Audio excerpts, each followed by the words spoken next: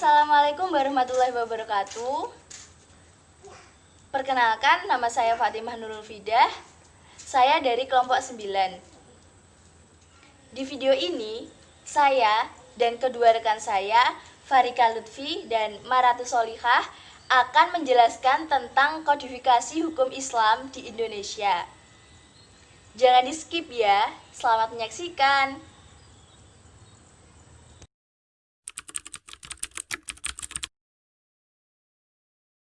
Kata kodifikasi berasal dari bahasa Inggris yaitu codification yang berarti penyusunan. Dalam bahasa Belanda disebut dengan codificati yang berarti peraturan hukum atau perundang-undangan. Dalam bahasa Indonesia, kodifikasi diartikan dengan 1. Himpunan berbagai peraturan menjadi undang-undang. Yang kedua, penggolongan hukum dan undang-undang yang baku. Kodifikasi artinya pembukuan, yaitu pembukuan aturan ke dalam suatu kitab hukum atau perundang-undangan. Contohnya itu buku, misalnya Kitab Undang-Undang Hukum Perdata dan Kitab Undang-Undang Hukum Pidana. Kodifikasi merupakan sebuah tahapan dalam upaya memberlakukan suatu aturan hukum. Aturan hukum yang akan diundangkan terlebih dahulu harus dikodifikasikan. Sehingga kodifikasi hukum merupakan suatu keharusan dalam upaya melegalkan aturan hukum dalam suatu negara. Aturan hukum yang sudah dikodifikasi kemudian diproses melalui legislasi. Dalam istilah Arab, kata kodifikasi sering dipadankan dengan kata al-taqnin, al-tadwin, dan al-jam'u. Kata al-taqnin adalah kata yang paling sering dipergunakan untuk maksud kodifikasi tersebut. Sejalan dengan hal ini, Muhammad Abu Zahroh telah menyusun sebuah buku yang diberi judul Al-Islam wa Taqnin Al-Ahkam. Selanjutnya, untuk kedua istilah terakhir, Al-Tadwin adalah suatu istilah yang sering dipergunakan untuk maksud kodifikasi hadis, sedangkan Al-Jam'u adalah untuk istilah yang digunakan bagi kodifikasi Al-Quran.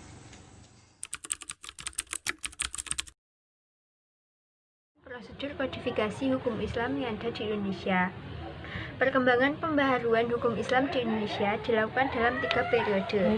Yang pertama yaitu periode perkembangan pada periode awal 1945, periode kedua 1945 sampai 1985, dan yang terakhir adalah periode ketiga yaitu 1985 sampai sekarang.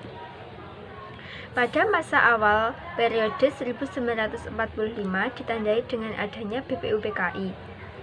Hal tersebut dapat dilihat di mana beberapa badan dan komite negara seperti Dewan Penasehat dan BPUPKI kemudian diserahkan kepada kubu nasionalis.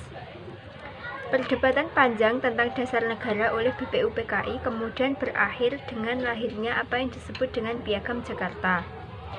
Rumusan pada Piagam Jakarta ini adalah sebuah lahirnya implikasi yang mengharuskan adanya pembentukan undang-undang untuk menjalankan syariat Islam bagi para pemeluknya. Akan tetapi, rumusan hukum kompromistis Piagam Jakarta itu akhirnya gagal ditetapkan saat akan disahkan pada tanggal 18 Agustus 1945 oleh PPKI. Periode selanjutnya yaitu periode kedua 1945 sampai 1985. Periode ini dikenal sebagai formalisasi terhadap hukum Islam, di mana terjadi pergeseran bentuk menjadi hukum tertulis.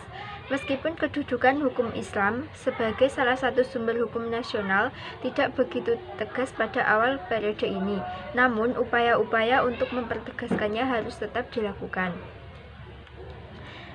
Periode kedua ini ditandai dengan adanya Undang-Undang Hukum Islam yang membahas tentang perkawinan, kemudian talak dan rujuk bagi umat Islam. Lahirnya Undang-Undang Nomor 1 Tahun 1974 tentang perkawinan dan Peraturan Pemerintah Nomor 28 Tahun 1977 tentang perwakafan tanah milik merupakan pergeseran bagian-bagian dari hukum Islam ke arah hukum tertulis. Namun demikian, bagian-bagian lain diantaranya tentang perkawinan dan kewarisan wakaf menjadi kewenangan peradilan agama masih berdiri di luar hukum tertulis. Periode terakhir yaitu periode ketiga tahun 1985 hingga sekarang. Periode ini ditandai dengan dimulai sejak ditandatangininya surat keputusan bersama Ketua Mahkamah Agung dan Menteri Agama Republik Indonesia dengan pertunjukan pelaksanaan proyek pembangunan hukum Islam melalui respondensi nomor 7 KMA 1985 dan nomor 25 tahun 1985 tanggal 25 Maret 1985 di Yogyakarta. Pembentukan kompilasi hukum Islam dilaksanakan oleh tim pelaksana proyek yang ditunjuk SKB Ketua Mahkamah Agung Republik Indonesia dan Menteri Agama nomor 7 KMA 1985 dan nomor 25 tahun 1985 tanggal 25 Maret 1985. Tugas pokok proyek adalah melaksanakan usaha pembangunan hukum Islam melalui jurisprudensi dengan jalan kompilasi hukum. Sasarannya adalah mengkaji kitab-kitab yang dipergunakan sebagai landasan putusan-putusan hakim agar sesuai dengan peraturan masyarakat Indonesia menuju hukum nasional. Berdasarkan serangkaian pembahasan di atas, dapat diketahui bahwa pembaharuan hukum Islam di Indonesia dilakukan secara institusional. Pembaharuan dengan model ini dimaksudkan untuk membawa hukum Islam turut memberi andil dalam legislasi di Indonesia. Sebagai negara yang mayoritas penduduk beragama Islam, menjadi sebuah kewajaran jika hukum yang berlaku di antaranya adalah bersumber dari ajaran agama Islam. Upaya kodifikasi hukum Islam dengan format KHI maupun aturan normatif negara lainnya, jika merujuk pada pendapat di atas, merupakan bagian dari upaya pembaharuan hukum Islam. Sedangkan upaya lain merupakan satu upaya yang sifatnya individual dan mencari cikal bakal pembaharuan dalam skala institusional. Pemberlakuan KHI diharapkan mampu memenuhi 3 hal pokok, yaitu 1. Memenuhi asas manfaat dan keadilan berimbang yang terdapat dalam hukum Islam. Yang kedua, mengatasi berbagai masalah khilafiyah untuk menjamin kepastian hukum. Yang ketiga, mampu menjadi bahan baku dan mampu berperan aktif dalam pembinaan hukum nasional. Setiap bentuk peraturan produk legislasi, baik berupa undang-undang, peraturan pemerintah pengganti undang-undang, dan peraturan pemerintah maupun peraturan presiden dan sebagainya, merupakan kekuatan hukum yang berbeda-beda. Tahapan pengkodifikasian dimulai dengan adanya pengumpulan data yang ditempuh melalui wawancara, lokakarya, dan studi perbandingan. Sumber material kodifikasi hukum Islam diambil dari beberapa sumber. Yang pertama yaitu kitab-kitab fikih, yang kedua wawancara, yang ketiga jurisprudensi, yang keempat studi perbandingan, dan yang terakhir adalah hukum produk legislatif nasional.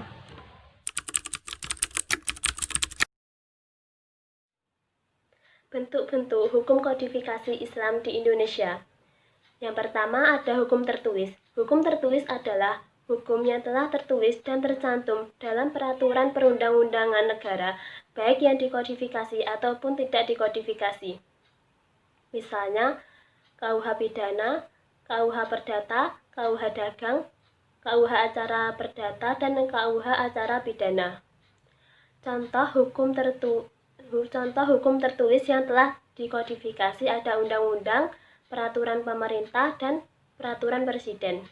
Yang kedua, hukum tidak tertulis. Hukum tidak tertulis adalah hukum yang masih hidup dalam keyakinan masyarakat, tetapi tidak tertulis namun berlakunya ditaati seperti suatu peraturan perundangan. Disebut juga hukum kebiasaan. Hukum tertulis ada yang sudah dikodifikasikan dan ada yang belum dikodifikasikan.